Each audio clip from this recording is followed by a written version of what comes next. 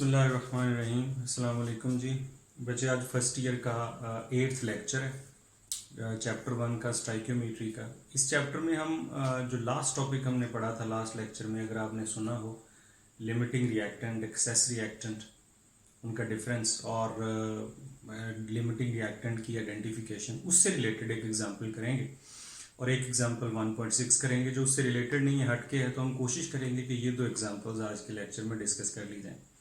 Example number 1.5 अगर आप करते हैं तो लिमिटिंग रिएक्टेंट में आने वाले तमाम क्वेश्चंस इस एग्जाम्पल में मौजूद हैं कि आप किस तरह से उसको सॉल्व करेंगे। 1.5 एग्जाम्पल बेटे ये है कि आपको ये रिएक्शन दिया है K2Cr27 पोटेशियम डाइक्रोमेट H2SO4, इसका रिएक्शन होता है, पोटेशियम सल्फेट बनता है, Cr2SO4 थ्राइस बनता है, 4 वाटर 3 नेसेंट ऑक्सीजन बनते हैं। अब कोशिश ये करें कि इक्वेशन याद कर लें। वैसे ये इक्वेशन दी हुई है, बैलेंस होना इसका ज़रूरी है, लेकिन आप कोशिश करें कि इसको याद कर लें, क्योंकि अक्सर एमसीक्यू में ये पूछ लिया जाता है कि पोटेशियम डाइक्रोमेट के 1 मोल के साथ H2SO4 के कितने मोल रिएक्शन करते हैं। अब आपको इसमें रिएक्टेंट दोनों जो हैं उनकी अमाउंट गिवन है, मैथ्स में दोनों का 200 ग्राम गिवन है, और इसमें दो सवाल आपसे पूछे गए। What amount of nascent oxygen is produced, यानी आपके पास 4 प्रोडक्ट्स हैं, उसमें से एक के बारे में पूछा गया है कि इसकी कितनी अमाउंट बनती है मैथ्स में, ठीक है, इसका कितना अमाउंट बनेगी। दूसरी चीज, how much amount of excess reactant left unreacted, यानी इसमें से दो लिमिट जब भी देखें बेटे, जब आपको दो रिएक्टेंट की अमाउंट गिवन हो तो समझ लीजिए कि सवाल लिमिटिंग रिएक्टेंट्स, हालांकि इसमें लिमिटिंग रिएक्टेंट का कहीं भी नहीं लिखा हुआ, लेकिन जब दोनों रिएक्टेंट की अमाउंट गिवन हो तो मेथड वही फॉलो करना पड़ेगा। अब दूसरा सवाल का हिस्सा ये है कि एक रिएक्टेंट तो चले लिमिटिंग रिएक्टेंट है, वो तो कंज्यूम हो जाएगा, दूसरा बच जाएगा, तो वो अमाउंट फाइंड करें जो एक्सेस रिएक्टेंट की बच जाएगी after completion of this reaction. तो रिएक्शन के दो हिस्से हैं। पहला हिस्सा फाइंड करने के लिए इसका सलूशन ये है कि आपको जितने भी रिएक्टेंट गिवन है 3 स्टेप फॉलो करने हैं। मास को मोल में चेंज करना है, ठीक है, उसके बाद प्रोडक्ट के मोल फाइंड करने हैं, जिस प्रोडक्ट का जिक्र किया हुआ है उन्होंने, ऑक्सीजन, नेसेंट ऑक्सीजन का, और जिससे लेस अमाउंट बनेगी वो लिमिटिंग रिएक्टेंट होगा और वही एक्चुअल अमाउंट होगी। तो सबसे पहला स्टेप हम लिखते हैं जी, हम मोल्स फाइंड करेंगे, ठीक है। मोल फाइंड करने के लिए देखिए दोनों के मास ऑफ K2Cr2O7, K2Cr2O7 का मास जो गिवन है आपको, इट इज 200 ग्राम। ओके बेटा, अच्छा जी, इसका मोलर मास है, मोल फाइंड करने के लिए मोलर मास भी चाहिए ना। Molar mass of potassium dichromate, ये जरा नोट कर लीजिएगा, पोटेशियम का एटॉमिक मास बेटे 39 होता है, सो 39 इंटू 2। क्रोमियम का भी नोट कर लीजिएगा, 52 होता है, आयरन का 56, क्रोमियम का 52, और ऑक्सीजन यहाँ पे 7 है, 16 इंटू 7 ऑक्सीजन, तो ये टोटल मास हो जाएगा 294 ग्राम पर मोल। ये इसका मोलर मास है। अब हमें क्या फाइंड करने हैं, मोल्स ऑफ K2Cr2O7। K2Cr2O7 के moles given moles mass divided bye molar मास, तो 0.68 मोल्स बेटे आप कैलकुलेट कर सकते हैं कि ये इतने मोल्स आपके पास एक्चुअली मौजूद हैं K2Cr2O7 के। मास मौजूद है तो मोल्स भी इतने ही मौजूद। अब बिल्कुल इसी तरह से आपने मोल्स ऑफ H2SO4 फाइंड करने हैं। मैं जरा शॉर्टकट में लिख रहा हूं, जाहिर है, लेकिन मेथड वही है। Moles of H2SO4 given mass, इसका मास भी 200 ग्राम गिवन है, divided by molar mass. H2SO4 का मोलर मास होता है 98 ग्राम पर मोल, ठीक है, आप कैलकुलेट कर सकते हैं। 200 डिवाइडेड बाय 98, 2.04 मोल्स आपके पास मौजूद हैं H2SO4। अब ये मत समझिएगा कि K2Cr2O7 जो है वो उसकी अमाउंट कम है तो वो खत्म हो जाएगा पहले, जरूरी नहीं है, मेथड फॉलो करें। आपने मास को मोल में कन्वर्ट कर लिया। दूसरा स्टेप आपके पास ये है कि आप दोनों को प्रोडक्ट के साथ कंपेयर करें, by comparing the coefficients, by comparing the coefficients of balanced chemical equation। दोनों रिएक्टेंट को पहले आप ये K2Cr27 को कंपेयर करें किसके साथ, ऑक्सीजन के साथ, नेसेंट ऑक्सीजन के साथ। इक्वेशन में इसके कितने मोल हैं बेटा, इक्वेशन में इसका 1 कोफिशिएंट है, ऑक्सीजन के 3 हैं, ये देखिए। अब इसके इतने मोल हो तो ऑक्सीजन के 3 बने। अब देखिए कि आपके पास इसके मोल्स कितने हैं। K2Cr27 के मोल 0.68 हैं। सो अगर इसके 0.68 मोल्स होते हैं तो फिर ऑक्सीजन के कितने मोल्स बनेंगे। जैसे हमारा तरीका है, उसको x लिखेंगे, क्रॉस मल्टीप्लाई करेंगे तो x की वैल्यू आ जाएगी 2.04 मोल्स। इसका मतलब ये हुआ कि अगर K2Cr27 का कंप्लीट यूज होता है, कंप्लीट खत्म होता है, वो यूज खत्म होता है, कंप्लीटली कंज्यूम होता है, तो ऑक्सीजन के 2.04 मोल्स बनेंगे। अब आप जरा यही कंपैरिजन दूसरे रिएक्टेंट के साथ कर लीजिए। दूसरा रिएक्टेंट आपका है H2SO4, ऑक्सीजन के साथ आपको कंपैरिजन करना है। इक्वेशन देखिए, H2SO4 के अगर 4 मोल्स हैं तो ऑक्सीजन के 3 हैं। क्लियर हो गया। आप कन्वर्जन फैक्टर भी अप्लाई कर सकते हैं जैसे आपकी मर्जी। अब H2SO4 की गिवन मोल्स आपके पास 2.04 हैं। So if you have 2.04 moles of H2SO4 तो ऑक्सीजन के कितने मोल्स बनेंगे, x मोल्स, मल्टीप्लाई कर दिया। 4x is equal to 2.04 multiplied by 3। So x is equal to 2.04 multiplied by 3 divided by 4। तो ये बेटा बनेगा 1.51, इतने मोल तकरीबन जो हैं इसके आपके पास बनेंगे, ये मोल्स। ठीक है। अब आप जरा देख लीजिए दोनों रिएक्टेंट के कम अमाउंट किससे बनी है जी। कम अमाउंट आपके पास बनी है इसकी, कम अमाउंट आपके पास बनी है H2SO4 से, क्योंकि K2Cr27 यूज होता है तो 2.04 मोल्स बनते हैं, H2SO4 यूज होता है तो 1.5 मोल्स बनते हैं। सो ये आपका लिमिटिंग रिएक्टेंट है, H2SO4 आपका लिमिटिंग रिएक्टेंट है और इससे बनने वाली अमाउंट ही एक्चुअल अमाउंट। तो आपकी एक्चुअल अमाउंट 1.51 है। दो प्रोडक्ट्स बनेंगी ना, एक्चुअल प्रोडक्ट कौन सी होगी, जो लिमिटिंग रिएक्टेंट से बनेगी। अब आपने इसके मोल्स फाइंड करने, सॉरी मोल्स आपको गिवन है, आपने उसका मास फाइंड करना है, mass of oxygen produced. Oxygen के मोल्स तो आपने निकाल लिए ना कि इतने बनेंगे 1.51। अब आपने मास फाइंड करना है। सो मास होता है जी moles 1.51 multiplied by molar mass 16 into 1.5। तो ये बेटे 24.48 ग्राम आपके पास जो अमाउंट है वो ऑक्सीजन की बनेगी। 3 स्टेप को फॉलो किया ना।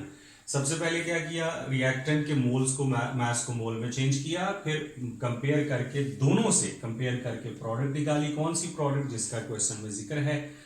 फिर उसके बाद हमने क्या किया कि जिससे लेस अमाउंट प्रोडक्ट की बनी वही एक्चुअल आपका लिमिटिंग रिएक्टेंट है और वही आपकी एक्चुअल प्रोडक्ट है। आपने उनको मोल्स को मास में चेंज करना है। सो मोल्स को मास में चेंज करने का तरीका है given moles multiplied by molar mass. Oxygen का मोलर मास होता है 16, सो 24.48 ग्राम आपकी ऑक्सीजन बनी। अब हम चलते हैं इस क्वेश्चन के दूसरे हिस्से की तरफ। ये बात जरा नोट कर लीजिए कि जब भी जिस भी क्वेश्चन में आपको ये फाइंड करना हो कि एक्सेस रिएक्टेंट कितना है, तो आपको रिएक्टेंट को आपस में कंपेयर करने की जरूरत होती है, प्रोडक्ट को निकालने की जरूरत ही नहीं। ठीक है। इस एक्सेस रिएक्टेंट फाइंड करने के लिए बी पार्ट आपने क्या फाइंड करना है, एक्सेस रिएक्टेंट कि कितना है। तो रिएक्टेंट को कंपेयर कीजिए। कंपेयर करने के लिए करना आपने ये है कि जो लिमिटिंग रिएक्टेंट है उसको लेफ्ट साइड पे लिखें क्योंकि वो तो कंप्लीटली कंज्यूम होगा, और जो दूसरा रिएक्टेंट है उसको राइट साइड पे लिखें। बात समझ आ गई कि जब आपने एक्सेस अमाउंट या अनरिएक्टेड अमाउंट रिएक्टेंट की फाइंड करनी है तो प्रोडक्ट की जरूरत ही नहीं है, रिएक्टेंट्स को आपस में कंपेयर करें, उनके मोल्स को कंपेयर करें। लिहाजा H2SO4 क्योंकि लिमिटिंग रिएक्टेंट इसको लेफ्ट साइड पे लिखेंगे। इक्वेशन देखिए, इक्वेशन में H2SO4 का कोफिशिएंट 4 है और K2Cr27 का 1 है। सो 4 मोल अगर H2SO4 के यूज होते हैं तो K2Cr27 का 1 यूज होता है। अब H2SO4 के टोटल मोल्स आपके पास, क्योंकि ये तो लिमिटिंग रिएक्टेंट है ना, ये तो कंप्लीटली कंज्यूम होगा, आपके पास इसके टोटल मोल्स हैं 2.04। लिहाजा अगर इसके 2.04 मोल्स यूज होते हैं, 2.04 moles, so how many moles of K2Cr27 will use? तो बेटे इसको क्रॉस मल्टीप्लाई कर दीजिए, आपके पास x आ जाएगा 2.04 डिवाइडेड बाय 4, तो इसकी वैल्यू आ जाएगी जी 0.51 1 मोल्स, इतने मोल आपके पास यूज हुए होंगे। जब आप दोनों रिएक्टेंट को आपस में कंपेयर करेंगे तो एक्सेस रिएक्टेंट की वो अमाउंट आ जाएगी जो यूज हुई है। अब इसकी टोटल अमाउंट इतनी है 0.6, तो जो लेफ्ट है यानी जो बच गई है वो होगी given minus used. Given amount है 0.68 मोल्स, यूज वाली है 0.51 मोल्स, तो 0.17 मोल्स आपके पास इस रिएक्टेंट के बच गए, इसके 0.17 मोल्स।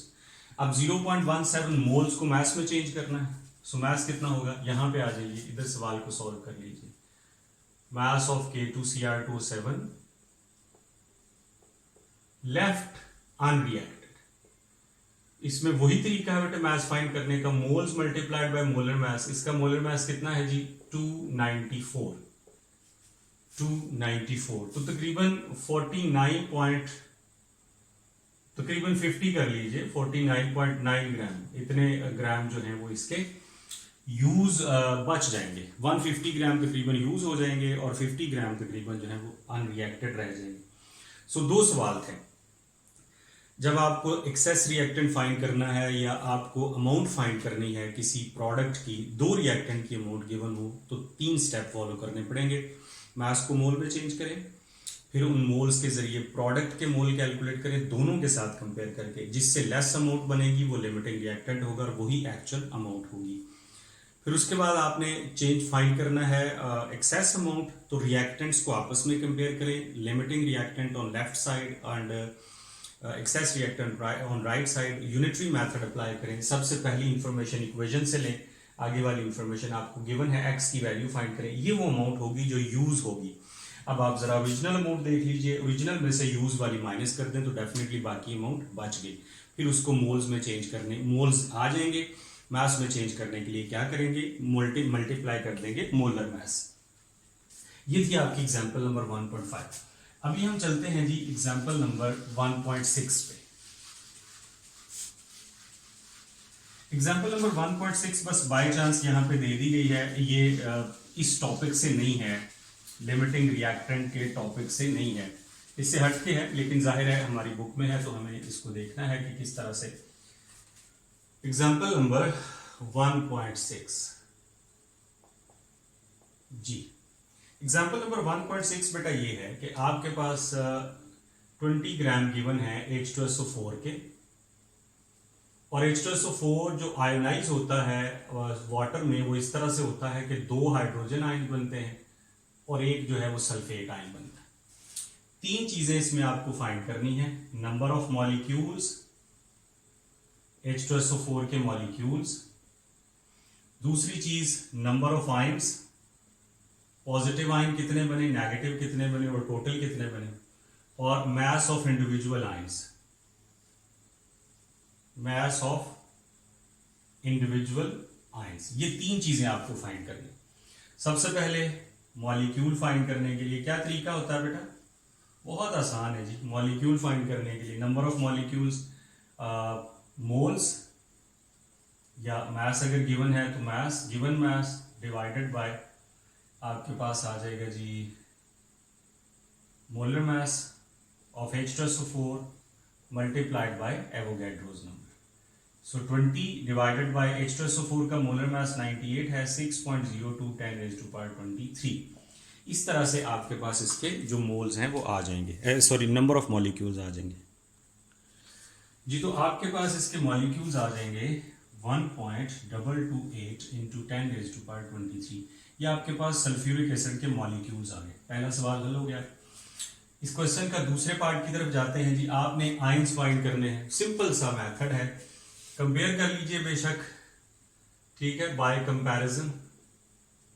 ये तो बहुत इजीली, इसके लिए फॉर्मूला लगाने की जरूरत ही नहीं है, ठीक है। मॉलिक्यूल्स आपके पास आ गए। आप ये लिखें कि आपके पास H2SO4 के मॉलिक्यूल्स हैं, H2SO4 के मॉलिक्यूल्स आपके पास हैं और आपको हाइड्रोजन्स फाइंड करने, H पॉजिटिव है, ठीक है। इक्वेशन को देखिए, अगर बेटे ये 1 हो तो हाइड्रोजन कितने होते हैं, 2 प्रोड्यूस होते हैं, पॉजिटिव आयन, ठीक है। अगर इसके मॉलिक्यूल इतने हों 1.22 8 इंटू 10⁻23, तो ये कितने होंगे, इसका डबल होंगे ना। एक मॉलिक्यूल में 2 हाइड्रोजन है, तो इतने मॉलिक्यूल में कितने हाइड्रोजन होंगे, इसका डबल होंगे। सो एक्स की वैल्यू आपके पास कैलकुलेट कर सकते हैं, ये आ जाएगी 2.45 इंटू 10⁻23, ऑलमोस्ट इतने बेटे हाइड्रोजन आयंस होंगे।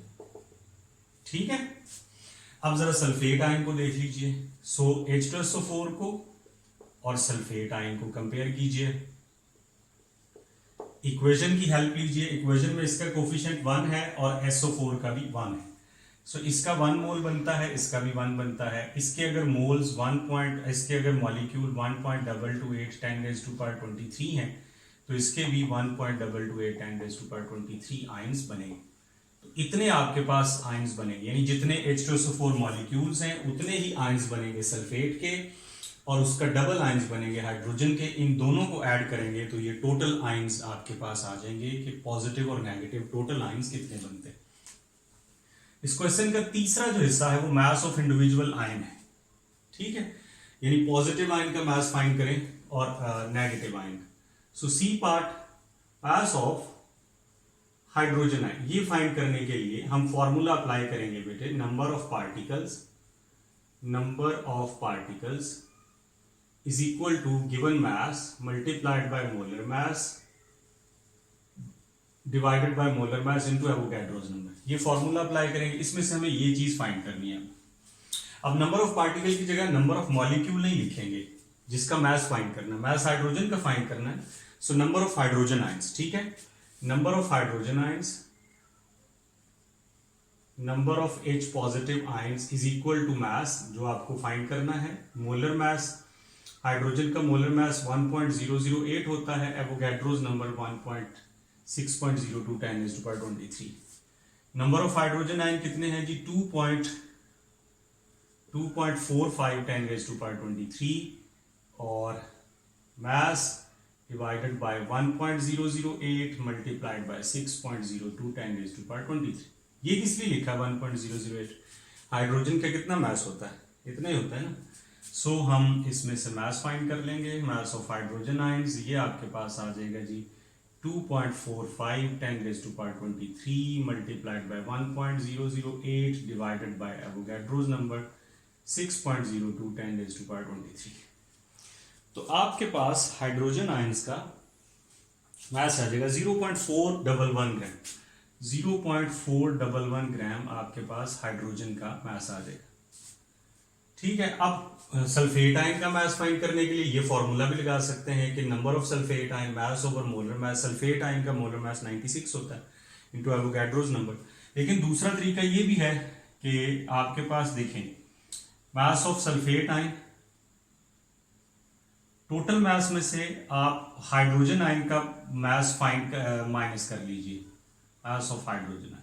देखें, ये दोनों चीजों का मास ही तो इतना 20 ग्राम है ना। H2SO4 में यही 2 आयन्स है ना, और तो कुछ नहीं है।